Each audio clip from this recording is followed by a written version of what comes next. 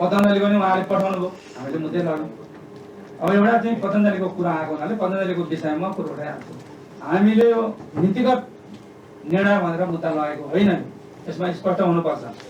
हामीले व्यक्तिगत निर्णय भनेर लगाएका छौँ, किनभने त्यहाँ भूमि सुधार मन्त्री, तत्कालीन भूमि सुधार मन्त्रीले सम्माननीय प्रधानमन्त्रीज्यूको निर्देशन बमोजिम चाहिँ मैले जग्गालाई चाहिँ नै तपाईँको चाहिँ बिक्री वितरण गर्नको लागि प्रस्ताव पेश गरेको छु भनेको हुनाले हामीले नीतिगत होइन व्यक्तिगत डिसिजन भएको नै लगाएको हो मुद्दा। त्यसले हामी त नीतिगत भन्दैनौँ।